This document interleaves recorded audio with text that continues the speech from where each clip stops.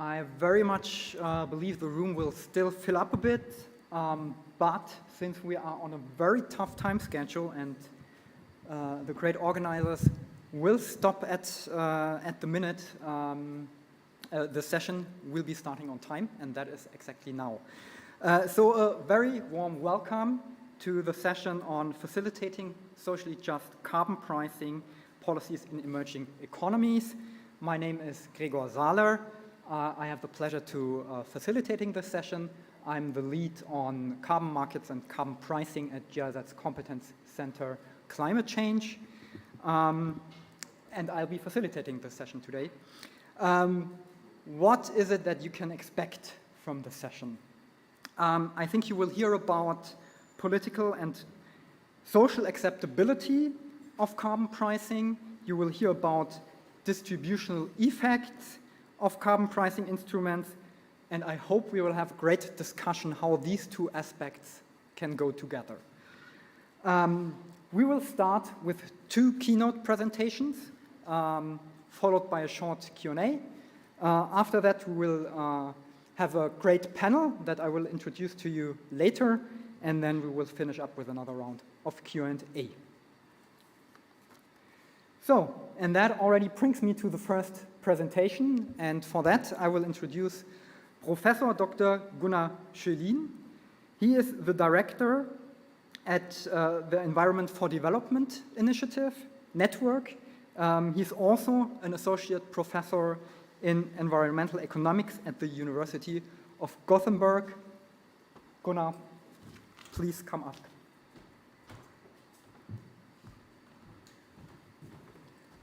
Thank you, Gregor, and so happy to be here. I'm very, very excited about this event.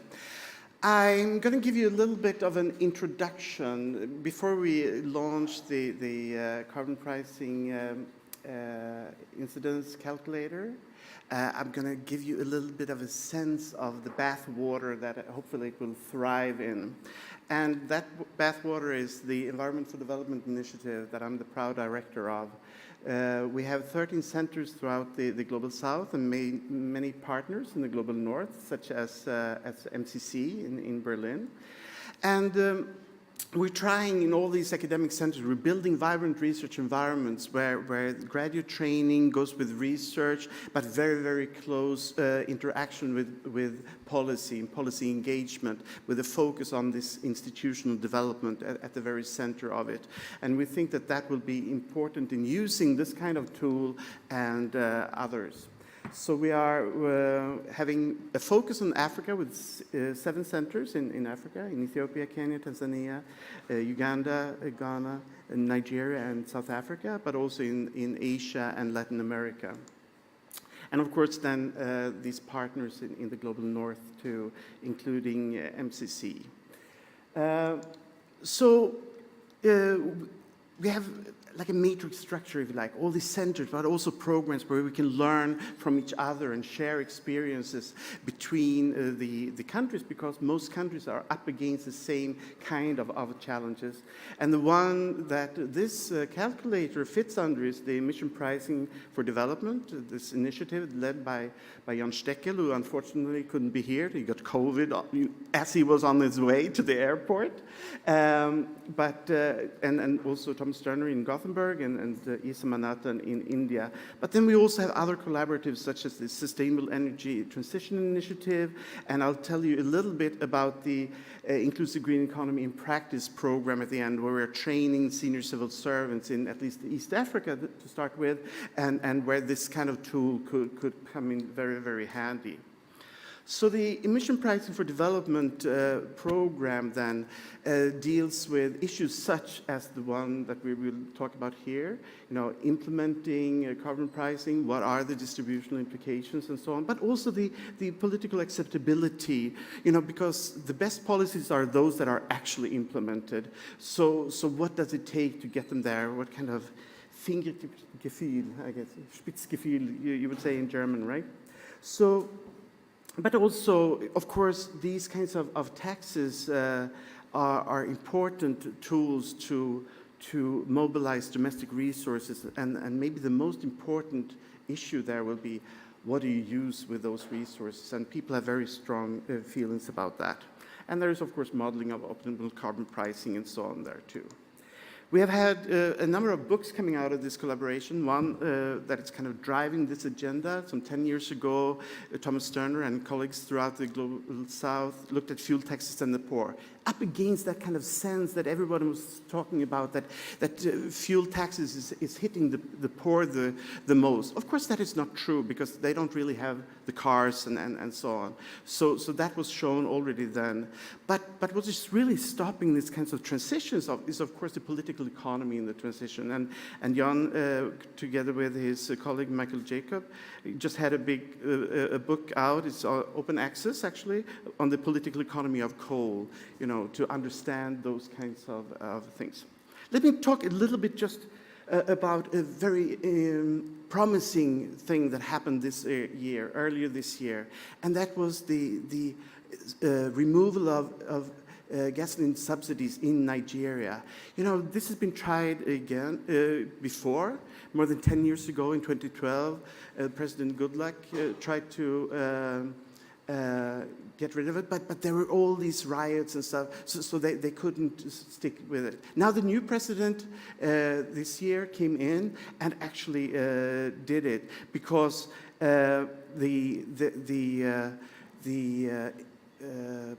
pressure on the budget was so high. 20% of the whole government budget went to these subsidies, and it didn't really reach the poorest. So they announced this removal. Demand dropped immediately. There were pockets of resistance, but not that kind of uproar that you saw more than 10 years ago. And why was that? It was because they actually talked to the people that were against the reform, and they put in place a series of things like CNG-powered mass transportation, direct cash transfer to the 50 million most vulnerable, removal of VAT on diesel, and provision of special funding for micro enterprises. So it can be done, and I think that's very promising, and hopefully this tool could also help then, you know, do that more often in the future. So what we see here, our team in Nigeria went out and asked people what they thought about this reform, and as you see there, it's very mixed, right? But 48% actually thought it was a good idea to abolish those subsidies, while only 34% said it was quite bad or very bad. And you see, of course, there are different, socioeconomic characteristics behind who thinks what, not surprisingly, and that needs to be picked up as money is being spent, the tax money. They also asked about what they felt the money should be used for, and this is, of course, not only 100%, you see multiple answers there. And what most people seem to like to see with the tax return is that it goes back to social programs to support the poorest, which is very, very interesting, and also what they proved then in the actual policy. Similar kind of data from East Africa with this Inclusive Green Economy in Practice program that I will speak about in a second. They also followed up with a web survey on bigger population to see what do people think about increasing the prices of fossil fuels. And with just introducing the tax, you see that people are quite negative towards it. So for all of East Africa, Ethiopia, Kenya, Tanzania, Uganda, and Rwanda, it was only 29% on average then that was in favor of it. But if you then add on what the funding should be used for, and say, if the revenues are used for social programs targeting the poorest households in society, then you see from less than 1/3 to almost 3/4 actually thought it would be a good idea to implement these taxes. And look at Rwanda as a case here. I mean, it seems to be just complete, you're taking photos. Please, this is R&R for climate policy, so don't tweet this one. Please, please, I promised the authors not to leak it, and still I died to show it to you. Thank you, Simon. All right, so just rounding this up, what we do in the EFD is to also reach out to senior civil servants. And the pilot program that we've been running now for a couple of years is in East Africa, as I mentioned, Ethiopia, Kenya, Tanzania, Uganda, and Rwanda. And in these countries, we are then having cohorts of senior civil servants working on various themes of green transition. But the new part here is that we're not flying in from Sweden or Germany or so, but we're actually then boosting the local capacity in the university and ensuring that there is a lasting collaboration locally between the policymakers, senior civil servants, and the local academics. And we hope to be able to sustain that for the future, of course. So, bottom line here from the introduction, the bathwater, if you like, it can be sensitive to introduce the kinds of carbon tax reforms, but if you start to dig a little bit, it's actually possible, right? You have to be sensitive to that.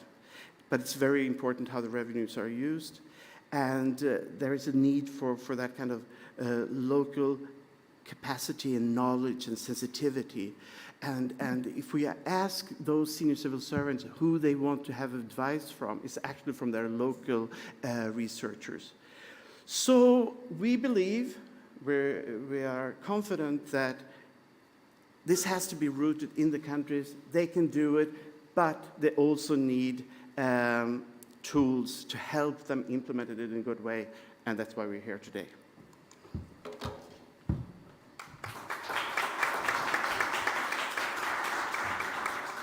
Thank you very much, Gunnar, and I think the tools you just mentioned is a perfect segue to the next presentation, which will be the official launch of the Carbon Pricing Incidence Calculator, and this will be presented by Tessa Schiefer.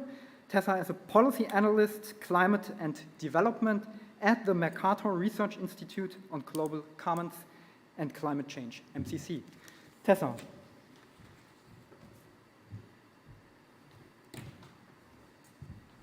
Thank you very much, Gunnar, for the introduction, and Gregor for introducing me. I'm very honored on behalf of my team to today present the Carbon Pricing Incidence Calculator that we developed over the last years or month. For those that do not know us, the MCC is a scientific think tank based in Berlin, which combines high-level research in economics and social science with a structured approach to function at the science-policy interface. And we've been founded in 2012 by the Stiftung Mercator and the Potsdam Institute for Climate Impact Research. So why is this work that I'm presenting today relevant? Gunnar already gave some insights into this, but also looking here at the map from the World Bank, where you can see how many countries already consider or have implemented carbon pricing policies. And we also see a lot of countries currently considering it, for example, highlighting here Brazil or Nigeria on the map. Therefore, it is important to make information on this accessible to inform policy discourse and also give information to civil society. Because what Gunnar had said, and you also see it here in the headlines, often fuel price increases prompt protest, and protest discourses are often not backed by science because data is not available, and then discourses turn a certain way. And we would very much like to change this and make this data available. Also, what is important to note, making reforms progressive only is not telling the full story. It's very specific to a country, which groups are affected, and there are many factors that matter beyond income group. For example, car ownership, heating fuel, or location. To illustrate that a bit more, here you can see an example from Mexico, where we can, for example, see how large of a role car ownership plays. So designing the right compensation instruments to use the additional revenues then that are raised by carbon pricing is very important for political and public acceptability. Here on the slides you can see many different options how revenues can be used and prior research on how they lead to efficiency, equity or acceptability. Therefore, to make this information more easily accessible, we have developed in cooperation with GIZ the Carbon Pricing Incidence Calculator, short CPIC, which is an open source web tool for currently 87 countries. And you can use it either on your laptop or also on the phone. And to make this kind of information accessible to different audiences. On this, a little bit more on the project context, the target groups and also the objectives of this. So we work together in this project with different ministries, namely here at the moment it's Uganda and Mexico, and support policymakers also beyond this tool with more in-depth analysis of the social impacts of carbon pricing and which groups are affected by different policies and different compensation mechanisms. And in general, we want to model the distributional impacts of carbon pricing and different compensation measures, and then facilitate based on this multi-stakeholder dialogue in the countries, but also very importantly inform civil society and enable them to have access to these kind of information to also shape the discourse. 3 outputs, one, the carbon pricing calculator itself, then how I mentioned the exchange we have in Mexico and Uganda, policy dialogue that's ongoing for a while and has also informed how to shape the calculator that you will now see in version 1, and of course wider dissemination of our tool, like here at this event today.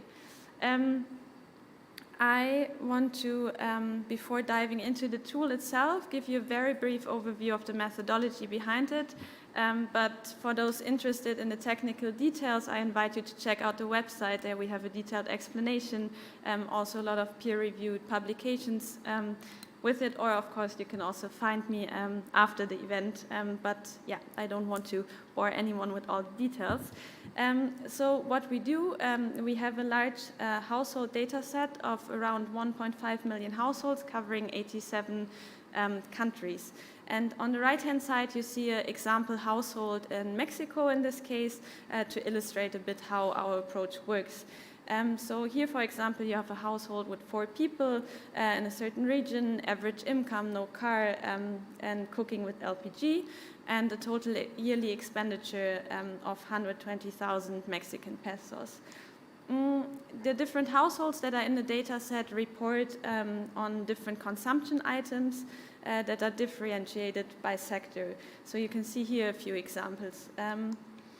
What we then use, based on these, we have a multi-regional input-output model, GTAP for those more familiar, to derive region and sector-specific embedded CO2 intensities of these reported expenditures.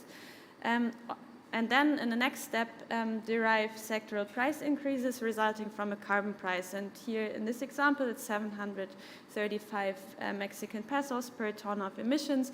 But yeah, in the tool, you can form your own scenarios and set your own carbon price.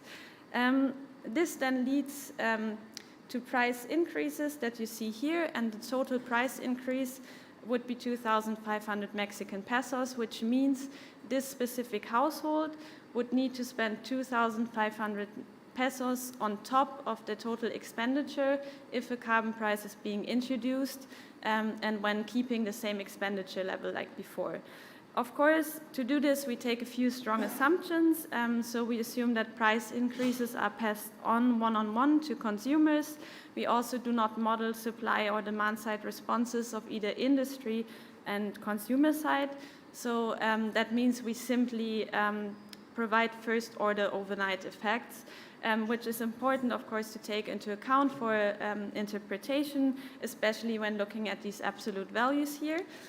But what we also do is express it in relative terms, relative costs, so 2.1% of total expenditure in this case, which means the household would need to spend an additional 2.1% of their expenditure, of the total expenditure that they had before. I will skip in the interest of time because we also get to this, the details. Just wanted to point out, like I said before, this is backed by many papers and peer-reviewed publications and work that have been going on for many years, so it's not an ad hoc analysis or tool, and there's also another peer-reviewed publication directly related to this and the documentation of the database forthcoming. Yeah, so now the exciting part, actually opening the tool.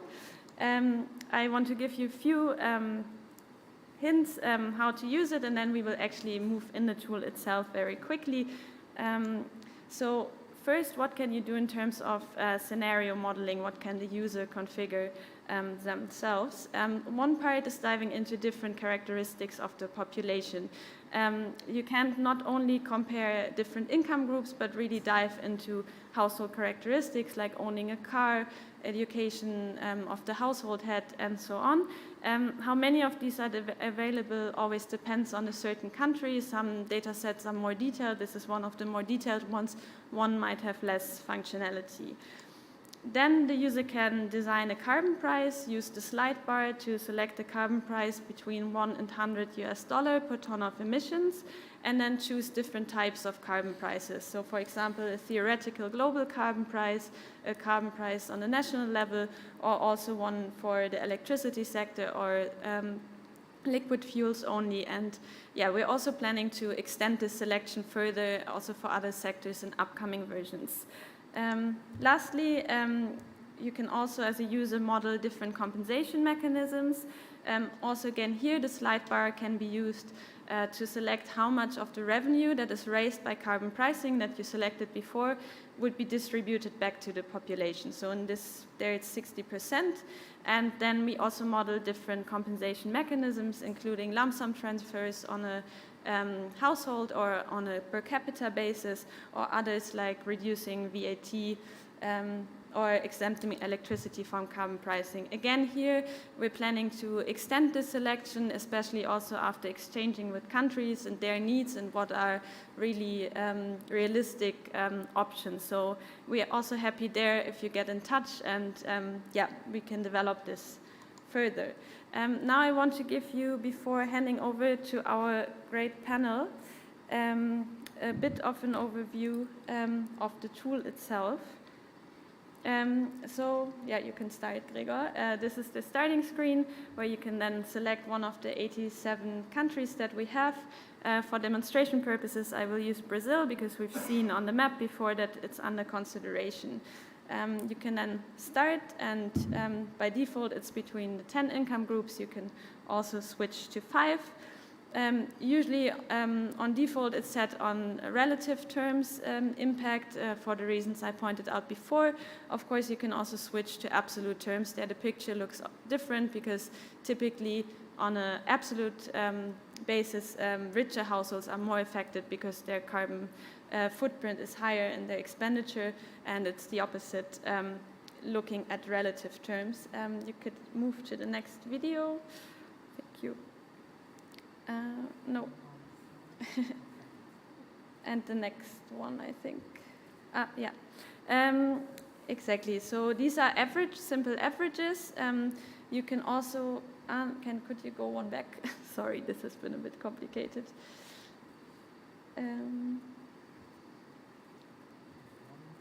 Yes. I think, yes, switching back to relative here. And then you can also use box plots to look into the data a bit more in detail for those more familiar with the topic, to really explore horizontal inequality and differences within different income groups to have more information. Now we can move to the next to see how you can play around with the different characteristics beyond income. For Brazil, it's interesting to look at different provinces, because you can see here that impact varies by province, and then you can combine the provinces, for example, with other characteristics, for example, urban-rural, to explore a bit more in detail what the effects are. So here the provinces are split up by urban-rural, or you could also do the same for car ownership. me see here. Yeah, but feel free to move to the next one already. Then very quickly, what I already said before, we can then look at the carbon price and set this, set the different height of the carbon price between 1 and 100. I think it's a bit slow. Yes, exactly. And then click through the different carbon price options that we model and have available at the moment. Yeah, and then happy to move to the next already on compensation measures, so you also have the full picture there, and then I will also stop and leave time for our panel.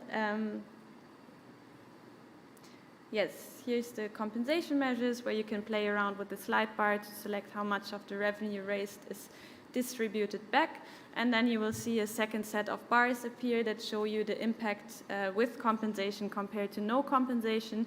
And wherever it's negative, negative values indicate that households are actually better off than before the policy intervention, meaning they're being overcompensated.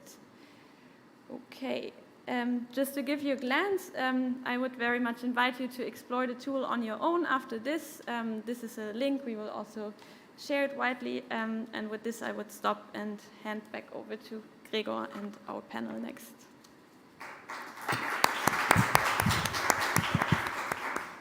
Thank you very much, Tessa, for this very illustrative presentation. Yeah, I think we have time for one round of questions to Gunnar and Tessa, specifically on what they have presented, before we will proceed to the panel. So, anyone? I see one in the back. Maybe stand up so that you need to, I think you need to speak in the microphone so that the people on the live stream can also hear you. Hi, my name is Sarah Sadoun. I'm with Human Rights Watch. Thank you both for that really interesting, those really interesting presentations. My question / comment is around how social protection or spending, the savings from subsidy removal or to compensate for carbon taxes, in both presentations focused it on targeted programs that are intended to support, quote unquote, the poorest. We know from very long study of social protection programs that targeted programs, poverty-targeted programs, mean-tested programs, often fail to reach their intended beneficiaries and often intentionally exclude very large percentages of the population, also are very expensive and have all sorts of other issues, which is why even the World Bank, for example, at least in principle, supports universal social protection. The ILO social protection floor is based on the premise of universality, et cetera, et cetera. So I'm wondering, whether there's scope to kind of think through the types of social protection mechanisms that we bring in as compensation mechanisms to ensure that we're not reproducing a model that has been really detrimental and that is not in line with either human rights or ILO standards. Thanks. Thank you for this question. I think we would pick up another question if, yeah. Hi, I'm from Argentina, a researcher. I wanted to ask also in line with the last comment, when in our country we are also facing problems with the fuel policies. You are measuring mainly the use of cars, electricity maybe, but these policies affect directly the access to food because food is distributed. So this is causing a lot of problems in our country. So also I was wondering how you suggest this should be addressed in this kind of policies. Thank you. I don't see any more hands raised for now. One more there, and then we have to go to the answers, I guess.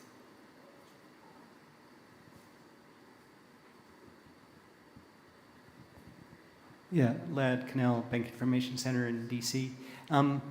My question, this is really a political economy decision, how you design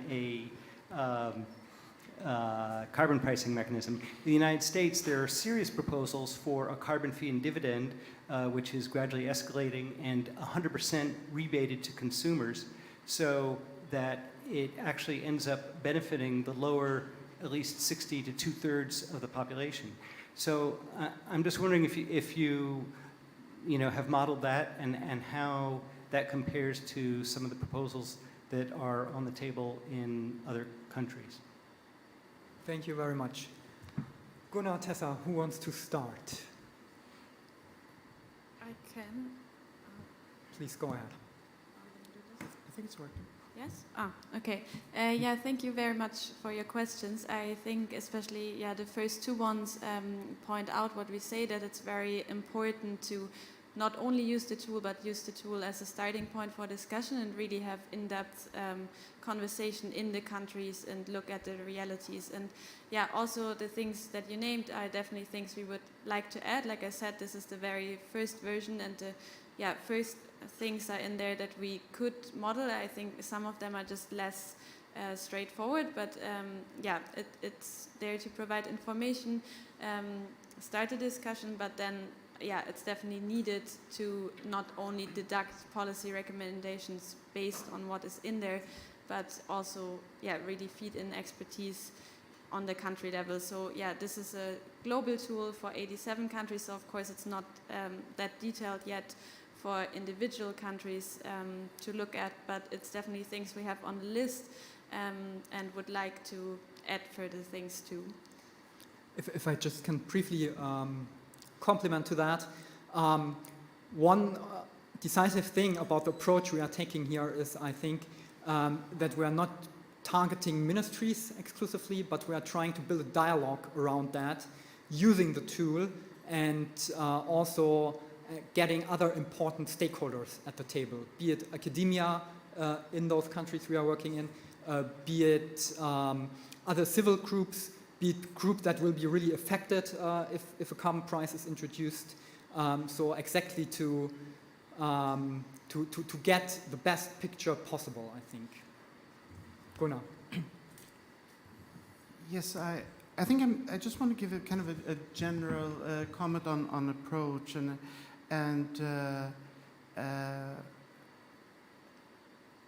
primarily then to the Human Rights Watch question.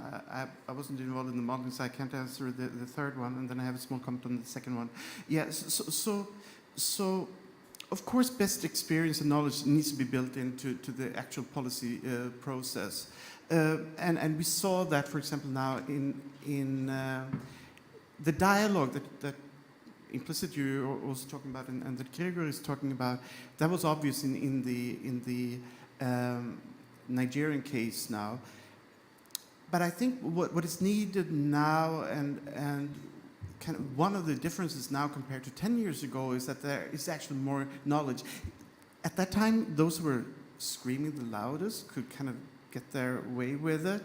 And with these kinds of tools, you could have more analysis into those dialogues because there is that kind of sensibility is one thing, but what is actually happening, and there is a very clear fear, and I think it's substantiated, particularly in the Nigerian case, that those riots were actually instigated by those who had the most to lose from it, right?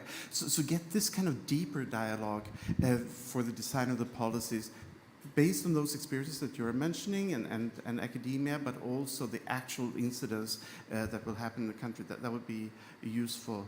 And I think that so the Mexican experience is coming from the same direction, and that was the reason for that first book, Fuel, Taxes and the Poor, because there is of course this understandable sentiment, oh, this will affect those using the buses, it will affect the price of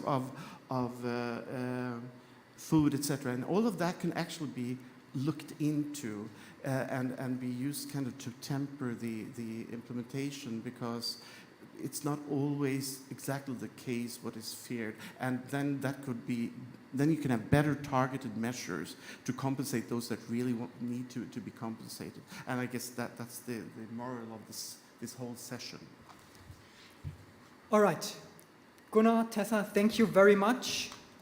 I would now like to invite the panel to join me, and I will introduce that right now. So first we have Dr. Anne Omambia. She is a Deputy Director at Kenya's National Environment Management Authority. Anne, please come here. We have Professor Dr. Ottmar Edenhofer. He is Director and Chief Economist of the Potsdam Institute for Climate Impact Research. He is also the Director of the Mercator Research Institute on Global Commons and Climate Change, MCC, and he's also a Professor for Climate Economics and Public Policy at the Technische Universität Berlin. Then we have Dr. Jörg Linke. He is heading the very competence center at GIZ, where I'm also part on. It's a competence center on climate change. I'd also like to welcome Simon Black. He's an economist at the IMF Fiscal Affairs Department. And last but certainly not least, I also welcome Dr. Sam Mugume Kuju, Assistant Commissioner, Macroeconomic Policy Department at the Ministry of Finance, Planning and Economic Development, Uganda.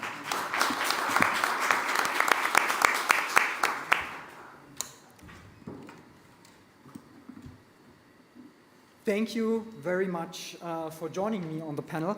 And I would like to start with you. Based on what you have heard in the presentations, I would be interested to learn more about what's actually the state of debate on carbon pricing in Kenya, and how do you think can a tool like the CPIC, the Carbon Pricing Incidence Calculator, help in the policy process? Thank you very much. I hope you can hear me. And thank you for inviting us to stand in this forum. I come from the National Environment Management Authority, which is the environment regulator in the country, and also still serving as a designated national authority for the Clean Development Mechanism. And so in that regard, in terms of the policy debate about the carbon pricing, as a country, we are in, I would call it a readiness phase for different instruments of carbon markets. The country, in terms of the policy and legislative framework, the Constitution of Kenya provides for sustainable development as a means of achieving our development through a low carbon, climate resilient pathway.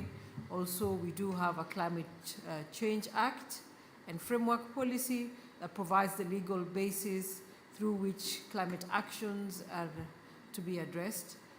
In the September of this year, we amended our Climate Change Act to provide for carbon markets, including all types, and this amendment covers all types of carbon markets, both the regulated market, the voluntary markets, and all other carbon instruments that may arise.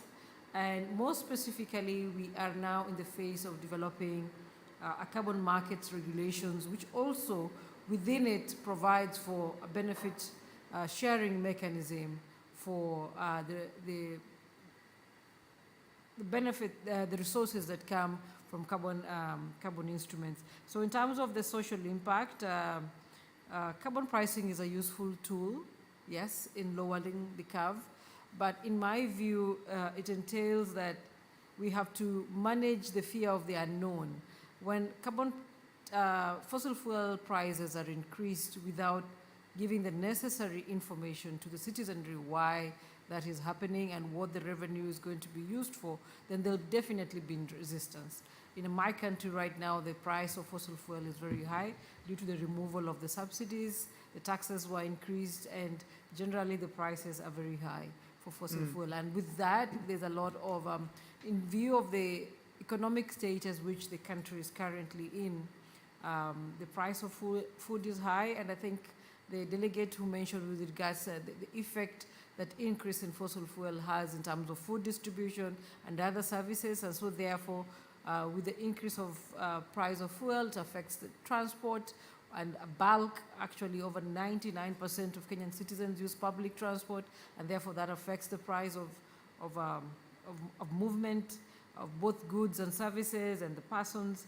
And therefore, this tool, where the policy is well applied, is useful, not only for capacity building to show the users of the tool, the policymakers, and those that will benefit from the social distribution of the revenues that accrue from the taxes, will play a critical role in addressing the fear of the unknown with regards to removal of subsidies. However, there's also the issue that often may arise where when funds go to, most countries, when revenues are collected, go to a consolidated fund. And the consolidated fund is not ring-fenced specifically for use for environmental or social services. And so unless clarity is provided where these resources will go and therefore, and that they will be distributed to reach the intended users, in this aspect I've heard from the presentation that it should address the concerns of the lower cadre or the poor, then it will apply. But if it goes into a consolidated fund where it can be used for anything that may arise in a country in the development process or economic process or the disasters that may arise, we are drought prone, we are flood prone, those revenues may go there. Yes, they may address climate change concerns, but they may also address other concerns that are not directly related to the social issues that may give that acceptability for inclusivity. Thank you very much. And thank you very much. I think next I would like to ask Ottmar, and I think he can probably refer back to what you have just elaborated on, Anne. Ottmar, I would like to ask you, based on your very extensive experience on carbon pricing, how important are distributional impacts for the acceptability of carbon pricing policies? I'll leave it at that for now. I will then come back to some experience from Germany, but maybe let's start with that. Yeah, thank you very much. I think when you listen to the conventional economic discourse, let's say over the last few decades, it was quite clear that carbon pricing has been promoted rightly because it is either an efficient tool or a cost-effective tool to reduce emissions. So this was a little bit the standard knowledge. Why is it so cost-effective? It sends a signal to all the sectors.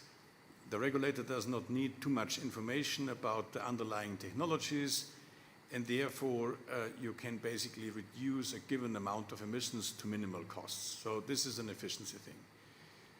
Normally, economists had a tendency in the past to say, okay, we can separate efficiency issues from the distributional justice issues. Other people should take care of this. We as economists, we want to sell the efficient tool. I would say there are several reasons why this is not the right way to think about this. And I would say these are political reasons, but also theoretical reasons. Political reasons, let me start first with that. Economists were very surprised that many of their proposals has been rejected in the public sphere because politicians are by and large not interested in efficiency. They are by and large primarily interested in distributional consequences of issues. So politics is about who gets what. So in that sense, carbon pricing has been rejected very often because people realize that in many cases carbon pricing is regressive, which means the low-income households have to pay a relative higher price. And the question was how to transform a regressive carbon pricing scheme into a progressive one. Now, meanwhile, economists and political analysts understood that distributional consequences are important, and there are some proposals on the table like the recycling of the revenues to the people in equal per capita, and you can find many ways in the tool to assess this. But even then, it is very hard to sell to the politicians, and in particular the public, that carbon pricing then is feasible. And why is this the case? It is the case because many citizens do not trust the government that they can make a credible commitment to long-term compensation. Credible commitments. And if you want to implement a carbon price, you need a twofold commitment. The first one is you have to stick to the carbon price trajectory. So you have to create long-term expectations. Because if policymakers convey the message to the public when the carbon price might cross the threshold, then we rethink about the whole policy. So this basically leads then to stranded assets of green capital. When people invested a lot in the green capital stock, and then policymakers say, oh, by the way, we have a second thought, and they even decrease the carbon price or whatever. So then basically they are stranded assets. And the second thing is, you need a credible commitment to the compensation. And in many political systems, people say, okay, the current government might compensate us, but when the next crisis, the budgetary crisis, will emerge in our country, then policymakers will think again about our compensation. And this is the reason why I think many people have a strong problem or have serious problems with these twofold commitments which is required. And this is the reason from my point of view why we see basically, fortunately, a diffusion and a dissemination of carbon pricing schemes around the globe. However, what we also see is that increasing carbon prices raises problems in many countries, and also in countries like in Germany or in the European Union, where basically this twofold commitment is under question. So I leave it there, and then I will. And can you pick you up there for one thing, because credible commitment to compensation. I mean, that's something I guess we currently learn in Germany also a bit on the hard way. For those not familiar, the European ETS has been around for, I think, some 15 years. So there has been a carbon price in Germany, but not the promised compensation mechanism so far. Now, 60 billion evaporated out of the German federal budget. So now the compensation scheme is even much farther down the horizon. So what can we learn from that experience in Germany when it comes to compensation mechanisms? That credible commitment is important.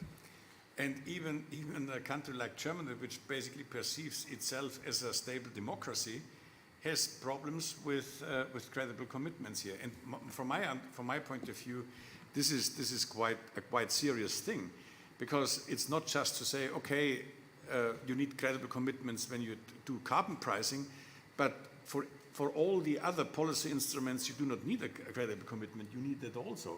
You need it for standards, you need it for bans, you need it for all other policy instruments. And what we experienced in Germany, we basically implemented a law on the heat transformation, or transforming the heat system, and we did this with a combination of bans and standards. And this creates a huge distributional problem. So the distributional impact of this law was tremendous. And there was a lot of resistance, and policymakers said, okay, let's get rid of the law, because we do not trust ourselves that we can make a credible commitment. So far I end up with this very pessimistic note. At the very end of the discussion, I tend then to start to become a little bit more optimistic, but for the time being, I want to remain pessimistic. Okay, we will come back to that. But now I would like to turn to Jörg. Jörg, can you briefly explain a bit more what's GIZ's role in the whole development of the carbon pricing incidence calculator? Yeah, thank you, Gregor. I would like to start with that. GIZ is collaborating with a lot of countries in the process of transition towards decarbonized and climate resilient economy and society and state. And in this context, we are aware that climate finance instruments are a very effective measure to support this goal. And I would underline that the database on socioeconomic data, MCC, was developing for many countries, more than 80, presents a treasure for this consultation process and the dialogue with our partner countries regarding the introduction of the carbon pricing instrument. So this is why GIZ has financed and developed the development of the CPIC through own-sourced funds and supported the development technically as well. And an important role of ours has been as well, and still is, to ensure the relevance of the CPIC for the development countries. Therefore, GIZ has facilitated dialogues on social impacts of carbon pricing and design features of the tool in the pilot countries, namely Uganda and Mexico, where cooperation with the ministries of finance and environment, but with a lot of other stakeholders, is ongoing still. This is more or less our role. Yeah, and maybe what are your expectations, or speaking for GIZ, what are GIZ's expectations on working with the CPIC in those partner countries, those that you have mentioned, but hopefully also more in the future? Let me put this expectation a little bit into to the term just transition. And our expectation is that the CPIC contributes not only to a significant climate impact, but at the same time contributes to the just dimension of the just transition in these countries. So our expectation is as well that this inclusive approach of the introduction process of a CPIC, addressing and integrating the not only representatives of the government, but as well of other different groups of society with different income level, by carrying out a series of informed dialogues, will lead to a broad acceptance of the instrument, hopefully. In combination with the well-fitted compensation mechanism, carbon pricing addresses inequality and contributes to financing just transition. So by distributional impacts of carbon prices can be analyzed and compensation mechanisms can be modeled, so prior to the policy implementation, not as in the example Mr. Edenhofer pointed out. So the evaluation or evaluating the distributional impacts of climate policy can help to design equitable and socially just policy instruments. And this is important because theoretically, as we already heard, the introduction of carbon price will make things at first, without any compensation mechanism, more expensive, regardless whether you are working with taxes or ETS. So resistance of groups, different groups, will be pre-programmed or very natural. But on the other hand, such a mechanism must have at the same time a steering impact.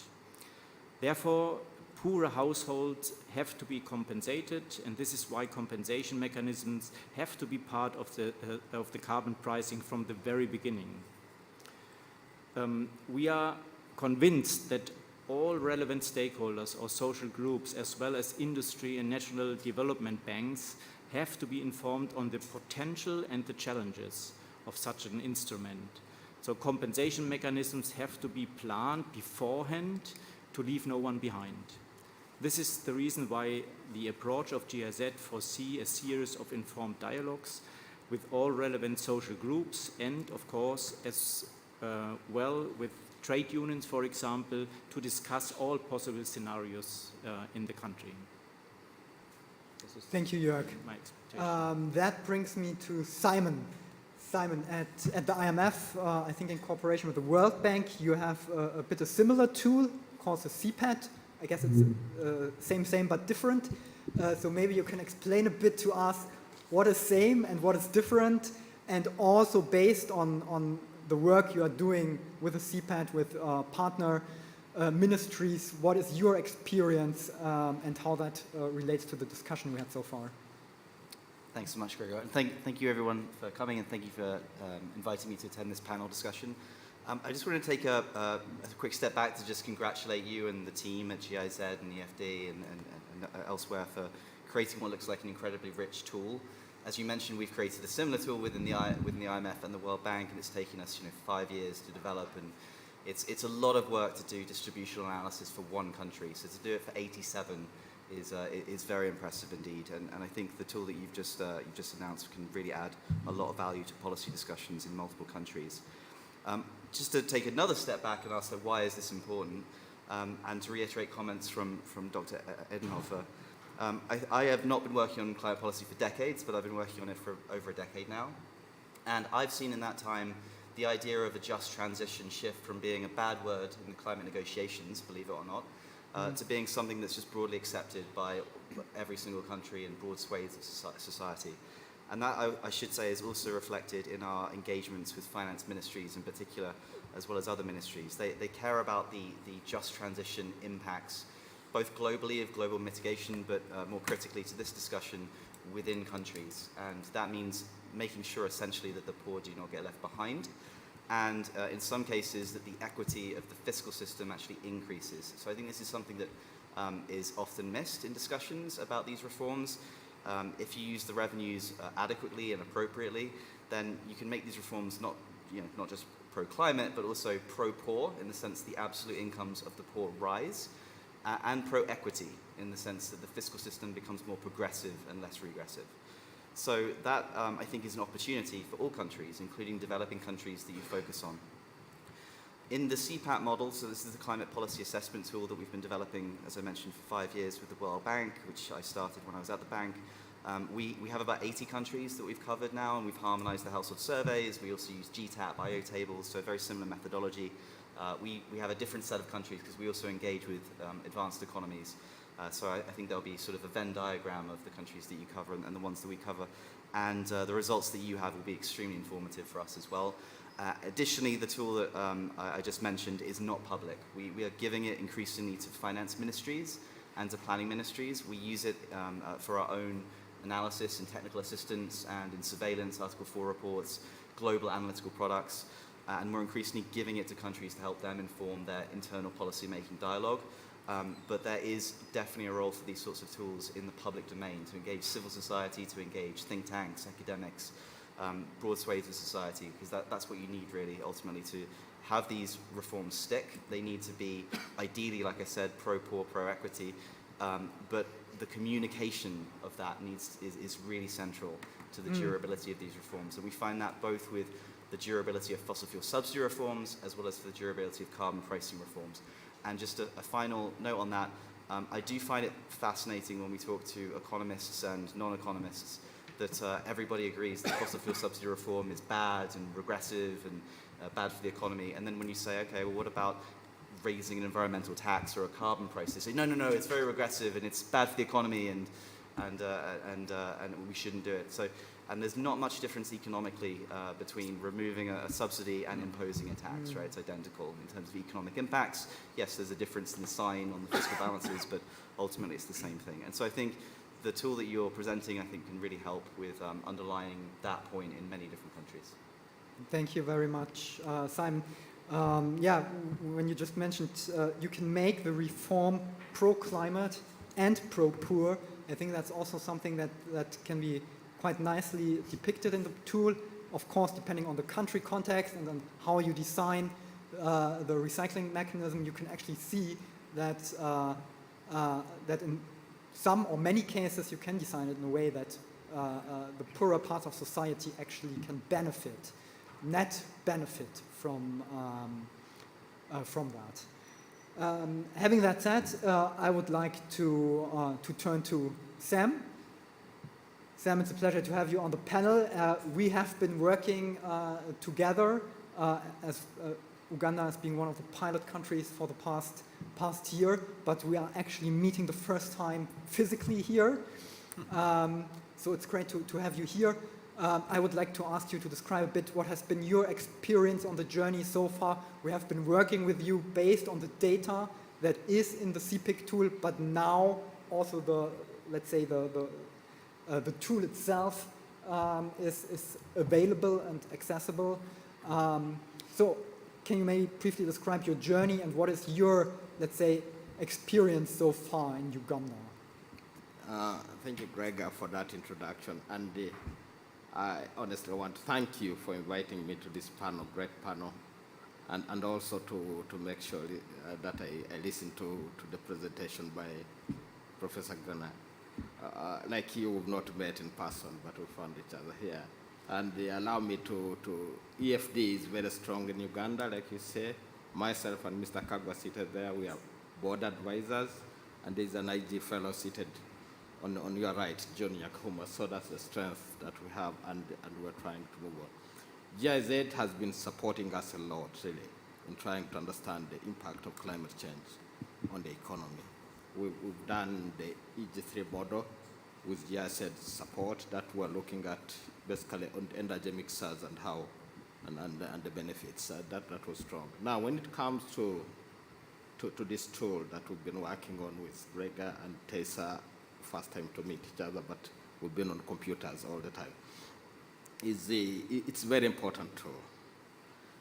The question that we're answering here, carbon pricing, like by all professors here, is a political, social, economy question. It's very hard to answer and very hard. We must have justification for what policy we put in place, and that's, as government, that's what we want. Unfortunately, we've been looking at it as, when we say carbon pricing, I could have got it, I'll ask my more questions, like, want to put carbon pricing as a way to reduce on the emissions that are coming from our country. That's how we understand it, and traditional economists, like you said. And but we know it has an impact, and this impact on the economy, socially, politically, is what we want to put in reports and give justification. It's been a challenge. I'll give you an example. Last year, I wanted to increase, we thought would increase our fuel price by 0.05%, 200 Uganda shillings. And within our models, we tried to, running the economic models. Definitely we saw growth coming down if you invest in different areas. If you invest in infrastructure like roads, which saw growth will be kind of peaking. But if you go into consumption, it will go down. That was clear coming out. But we were not sure of our results, and we didn't put them out because of many things, that parameters that we didn't put in place. Now, with a tool like this, CPIC, and understanding it very well and having, the confidence that we're giving it, this can help us kind of see the impact. And the impact, I'm happy, because we're looking at the social sector impact. Who's going to be impacted mostly? Is it the high-end person, the middle income, the low income in the village? Who's going? That's the question. And when it comes to production, are they the producers that are going to be impacted most? The consumers? Who are these? And once we answer those two questions, because politically it's going to be difficult for us to answer the question, what's the impact on the poor? Is the government in place going to lose? Is it going to be an advantage to the opposition? That question is going to be hard, definitely. But we can answer it if we answer the two.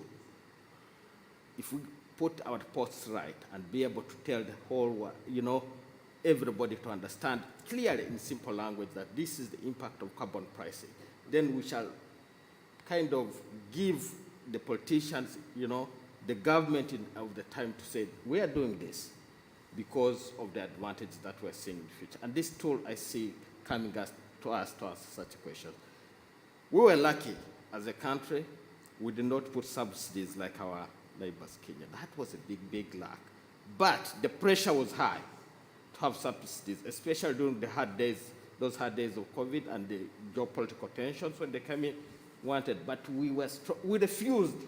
But the reasoning was not as big as, being justified by these strong reports. And we're happy to move on at the moment. Lastly, we are going to understand this tool more. We are going to use it. Grega, we're still together, and GIZ want to be more together so that we put in place the tool much happily. On the 9th, we shall be at the event at our pavilion, Uganda Pavilion, talking about this tool with you. I would like to thank you once again. Thank you. Thank you very much, Sam. Well, that gives us a next opportunity for questions from the audience. So please don't be shy. There is one question in the back. We need the microphone again for that.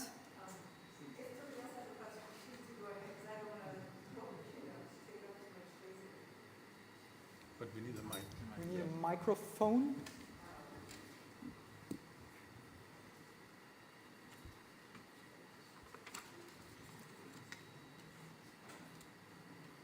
Okay, maybe to bridge that short, no, okay.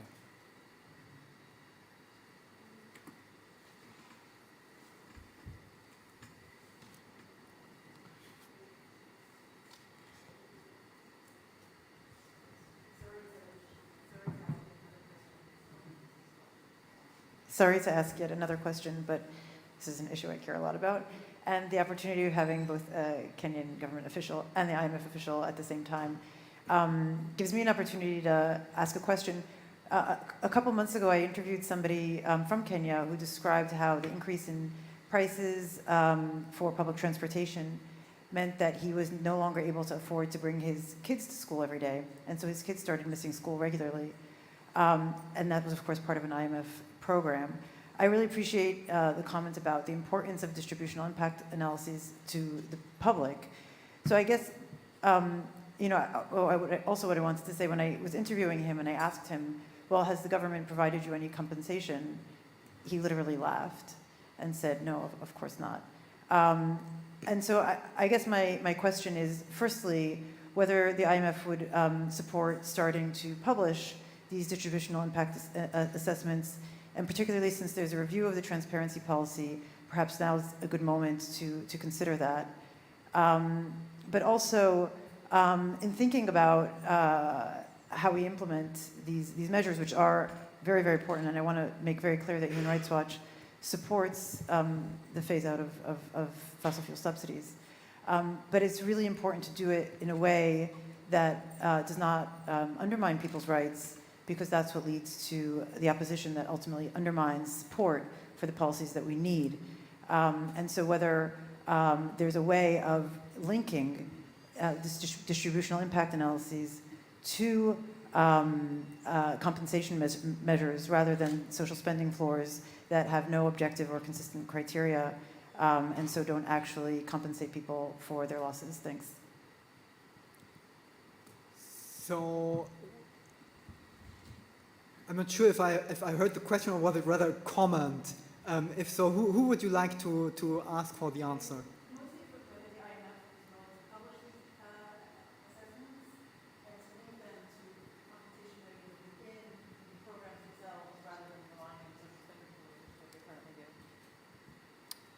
Perhaps I could speak to that. So very briefly, we do a number of different pieces of analyses when we support countries, and I'm going to abstract from Kenya and just talk in more generic terms. We do our surveillance products, where we advise on climate mitigation policies increasingly, starting with the top 20 emitters, and we now apply that to other countries. And those analyses increasingly include the distributional analysis of the recommendations that we make. So we're gradually rolling that out because we have sort of 80 countries, as I mentioned earlier, including the distributional analysis.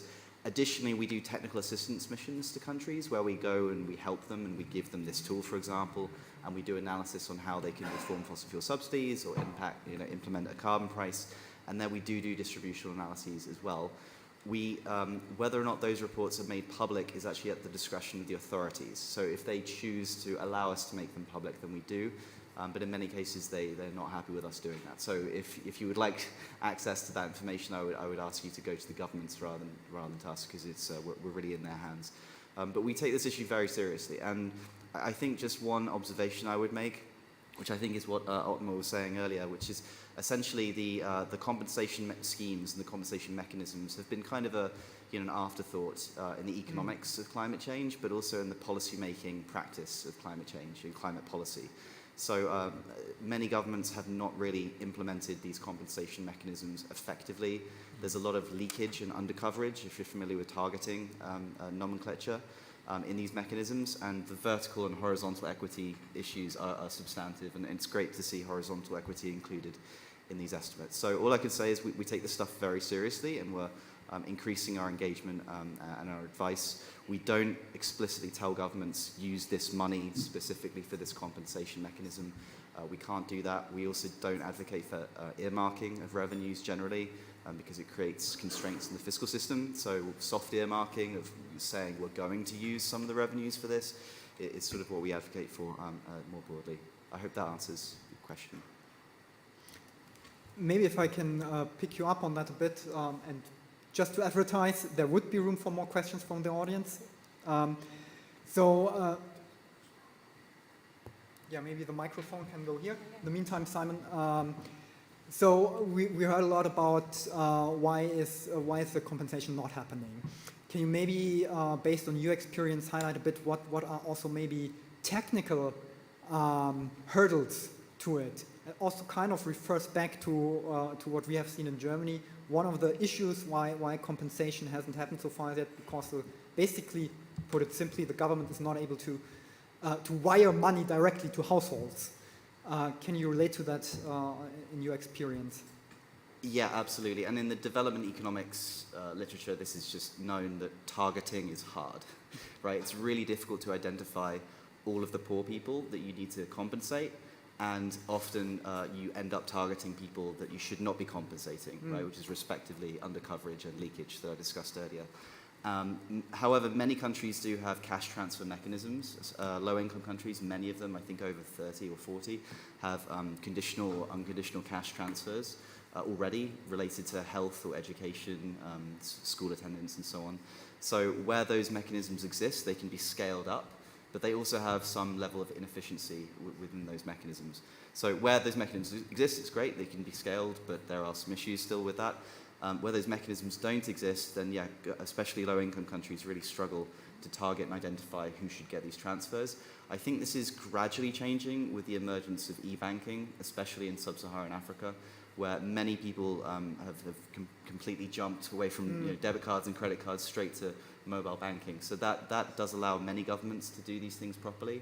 But often I find the hurdles are more about the part of the finance ministry that's implementing the carbon tax or the fossil fuel subsidy reform is different to the department that does the compensation, right, the expenditure side of things. And so it requires there to be a coordination within the finance ministry or the planning ministry or the environment ministry in order to make sure that the compensation actually takes place.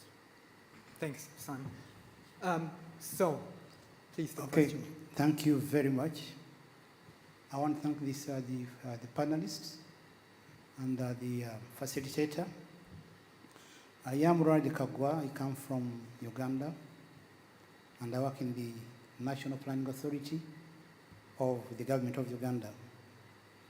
Now, this is a very interesting subject. I have a few issues to raise.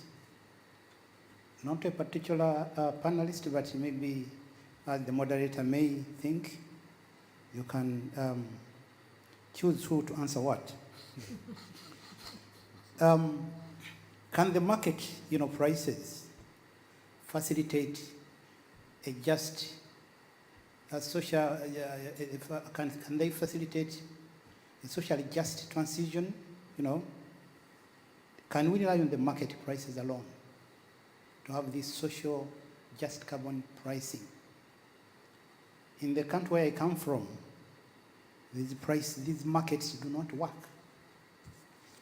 There is a need to have a way of making the markets work, especially for the poor. Otherwise, we may not have a just, a transition if we rely on the market prices alone. And then further still, there are issues of equity that have been talked about.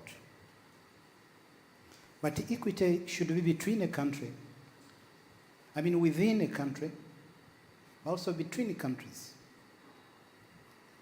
A ton of carbon in Uganda, the price that is given. What is given in Europe? What is given in America? These are different. So we need to look at a broader picture of this price, of the justness of the equity, at a global, regional, and even within a national level. So, it's critical, therefore, to look at the social costs of carbon pricing, the benefits at a broader level. Who benefits, who gets what out of, these, pricing of these. And then further still, We have a challenge of middlemen, carbon middlemen, who are coming in our countries. And they're taking advantage of our lack of preparedness. Like my Kenyan counterpart mentioned, Uganda is in the readiness stage. We're just setting the stage, you know. Otherwise, we are not yet, you know, at the stage of effectively participating in a market for carbon. So we need to see how do markets work for the poor and how do they facilitate social justice in this. I submit. Does anyone from the panel want to comment on that? I can try, because I'm intrigued by your question, is the reliance on market prices sufficient for a just transition? And let me respond to that. It seems to me this is very important, and in order to answer this, it might be helpful if we compare the different policy instruments which we have in our toolbox to reduce emissions. So we could work with bans, we could work with standards, and we could work with subsidies. And I would like to explain you a little bit, so it's the experience we made also in Europe. So we set up relatively big subsidies where we basically paid people heat pumps, or tried to pay heat pumps and so on. But what happened in the world market is that we designed the subsidy schemes at a situation where the gas prices at the global resource markets are high. And the high gas prices helped us to make, for example, heat pumps competitive. But then after the Ukrainian war, the gas prices declined significantly. And immediately we realized that the subsidy schemes are no longer effective. So my response to that would be, first of all, whatever you do, you have to take into account the development and the evolution of the fossil fuel prices. And the fossil fuel prices needs, from my point of view, some kind of market prices. And the CO2 price has basically three functions. The first one is it makes the carbon-free options and technologies competitive. Secondly, it imposes a penalty on fossil fuels according to the carbon content, and this is the nice thing, carbon pricing creates the revenues where you can compensate people. So this is, from my point of view, the three things why carbon prices, from my point of view, are by and large preferable if, but this is the big if we really are in a position or we are really compensate people properly. So that's the thing, if you use the revenues in the right way. And I think this is extremely important. The last thing which and in that sense you can design a carbon pricing scheme which is definitely pro-poor and pro-climate. One thing you mentioned, and this is for me the really hardest thing is, so what about the distributional consequences of carbon prices between countries? So it's obvious that when we basically in Europe might have, let's say by 2030, 200 euros, it's not completely unrealistic. Should then basically other countries also have 200 euros? I doubt that this would be perceived as just, right? So there are different carbon prices. And in that sense, setting up an international scheme, a transfer scheme, which supports countries with a lower GDP is a difficult issue. I think that's not really resolved. And this is something where we have to think more properly about. So what can we do to set up a fund which helps basically then for such a compensation between countries? Thank you. Maybe Simon, a short comment, and then we will go for closing remarks. Yeah, just two very quick comments on this. So on the international equity question, which is critical to everything to do with climate change, right? Because 1 ton of CO2 is the same whether it's from Uganda or from where we're sat right now.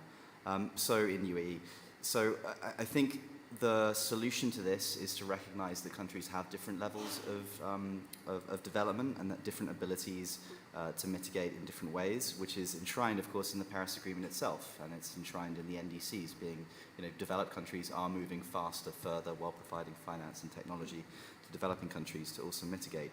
And one proposal that we have is an international carbon price floor between countries to address the competitiveness concerns, which we haven't spoken much about here, but it is an important part of the distributional analysis. What's the impact on industries? So that everybody is taxing at the same time. But we recommend to differentiate that by income levels. So $25 for low income, $50 for middle income, and $75 at least for high income. And we think that sort of policy would be second best to having a single global price, carbon price with huge transfers, but we don't think the transfers are very realistic. So that's one recommendation we make. And just a final second comment, on the issue of making markets work, I think one reflection I have on this is that the ability of carbon pricing policies to be pro-poor and pro-climate really is contingent on your ability to raise revenues. And the somewhat upsetting thing about what we've seen in carbon pricing in the last 10 years, carbon pricing has increased from about 10% coverage of GHGs to about 25%. Almost the entire increase is from the increase in ETSs, emissions trading systems, not carbon taxes. And ETSs tend to not raise anywhere near as much revenues because there tends to be a lot of free allocations and free auctions and free allowances, essentially. And so if you go that route, then you are going to have some negative distributional impacts if you can't use the revenues because you don't have any revenues for compensation.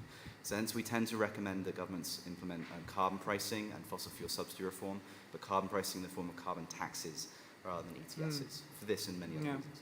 Yeah, and I mean, ETS systems also need quite a large level of capacity, which is prohibitive for many countries. Before actually we get to the closing remarks, Ottmar, I want to pick you up one more time because when you started, you said, okay, I ended up a bit pessimistic, and you promised that you will share some positive outlook at the end.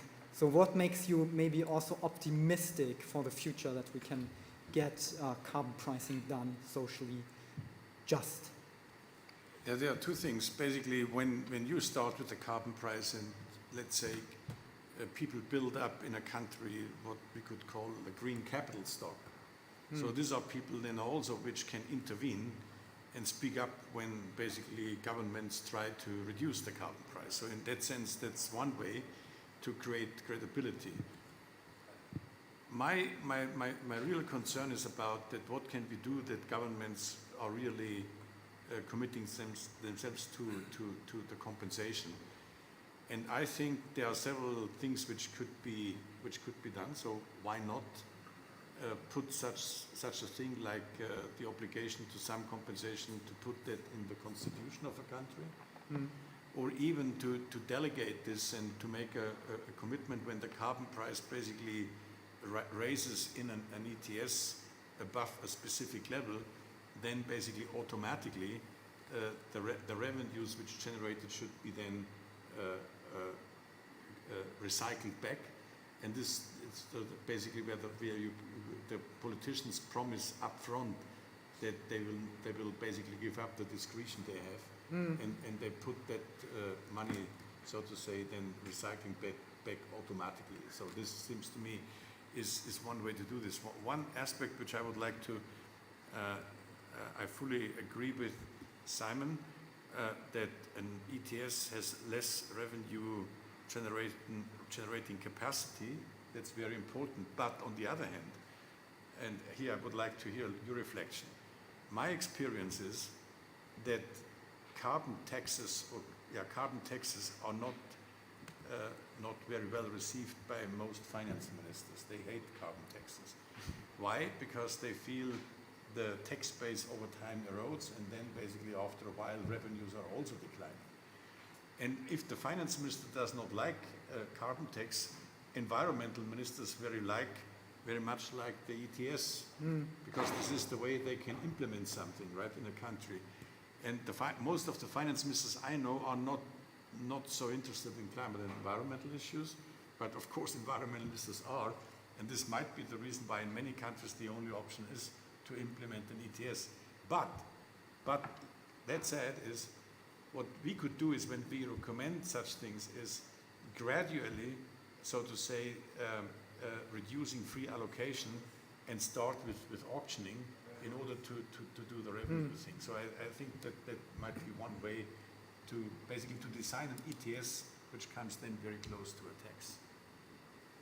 Just to say, sorry, just I need to remind you, 5 minutes left. Exactly. Thank you. Very briefly comment on that, please. No, just to say, I absolutely agree with your understanding of the dynamic within governments. We actually see that dynamic play out quite a lot, and I think it is the reason why ETSs have been increasing in popularity is the environment ministries want to do stuff. I will say, however, the finance ministries are also increasingly engaged on this. We co-lead the Secretariat for the Coalition of Finance Ministers for Climate Action, along with the World Bank, and now we're having annual meetings every year, both at our annual meetings, but also every year at COP. So there was a meeting yesterday here at COP.